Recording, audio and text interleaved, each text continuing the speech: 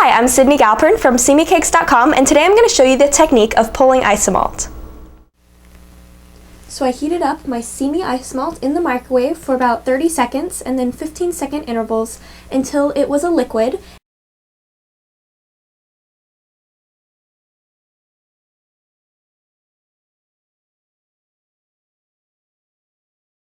And I started out with clear, and then I added just about a half of a drop of leaf green airbrush color. You can use any airbrush colors or powdered colors, so a petal dust or a luster dust, to mix into your Isomalt to give it some color, but you never want to mix in gel colors. It will break the Isomalt down. So I have this a nice liquid here, and I'm just going to pour it out onto my silicone Silpat mat. There we go. And I'm going to start pulling this. So pulling is the process getting the Isomalt from a liquid to a solid that we can actually sculpt with. So how we're going to do that is by cooling it down. The cooler this gets, the thicker it's going to get, and it will actually cool so much that it turns into a clay or a putty. So what I'm going to do is I'm going to start pulling. So I'm going to fold my mat in half very carefully, just kind of tap down on that puddle. Now the Isomalt at this point is about 300 degrees, so we want to be very, very careful. I highly recommend wearing gloves for this process. And then I just pull it back, and then I'm going to fold it the other way. So like I said, we need to cool this down. So by folding it, we're folding in and incorporating air. And I'm just going to go ahead and keep folding, and it doesn't matter which way you're folding. It can be vertically, horizontally, diagonally. All we need to do is just make sure that we're folding directly onto itself. We're folding the Isomalt directly onto itself. So what I mean by that is this edge of the puddle, I am lining up with this edge. I'm not stopping beforehand. I'm not going way past it. I'm just lining the two edges up when I fold. And when I press down here, I'm just kind of pressing lightly. I'm not toothpasting it. You don't want it to spill everywhere. You just want to make sure that it's touching. And then as I fold, I'll feel that it starts to thicken. What's going to happen is this will actually thicken so much as you keep folding that, very similar to dough, it's going to all come together when it's ready, and it's going to stop sticking to the mat. So I can see already that my edges are starting to cool and peel away from the mat, which is good. And I'm just going to keep folding. And like I said, we're going for that texture here where it thickens so much it turns into a ball of clay. But we want to make sure as we're folding that we're not necessarily following a pattern or counting specifically how many times you're doing this, because it really is a texture. So we're going by texture here. Once it's ready, it will release from the mat. So I just kind of keep folding it here. Alright, the edges are really starting to release from the mat now, you can see.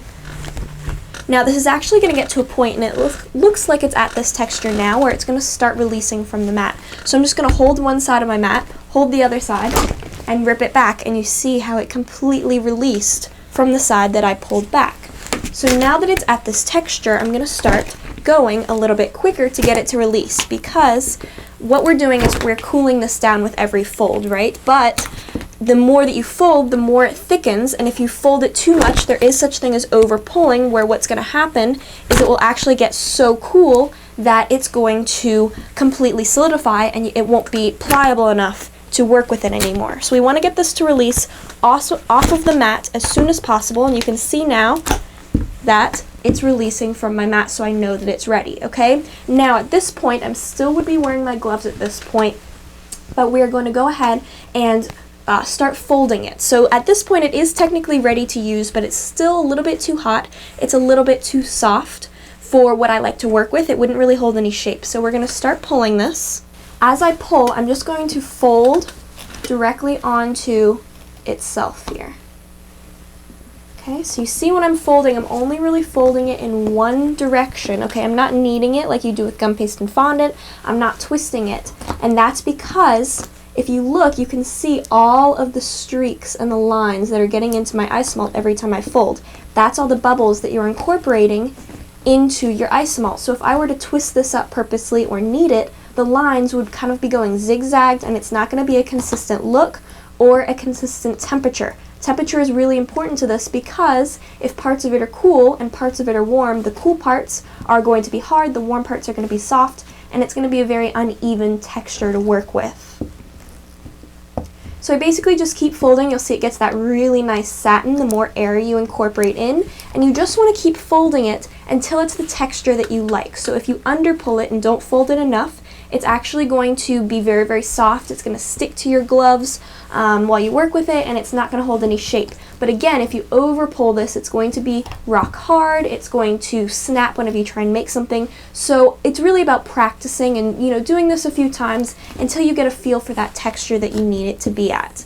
So this should be about perfect for me now. So you can see it is holding its shape a lot better than it was before, but it's still soft enough that I am going to be able to sculpt it and stretch it and play with it. So what I'm going to do is just crumple this up into a ball, and I'll put this underneath my heat lamp. And my heat lamp is 250 watt bulb, so it's very, very warm, and it's going to keep the Isomalt warm for as long as you're working with it, okay? So the bulb, like I said, is 250 watt glass bulb, and then the lamp is actually just a chicken or a reptile brooding hood. You can get it from Walmart. It comes with a clamp that I usually just recommend you clip onto your overhead cabinet, and that will hold it in place. If you're not in a setup where you have something overhead to clip it to, I do have another free tutorial on my channel of how to build this PVC stand that I'm using. But as long as I have my Isomalt underneath the light here, it is basically just going to stay soft for as long as I need it, and I'm ready to work with it. Thanks so much for watching. Make sure to like this video if you enjoyed it and subscribe to my channel for more tutorials. You can check out all the supplies that I used in this video and more at my website, simicakes.com. And until next time, keep life sweet.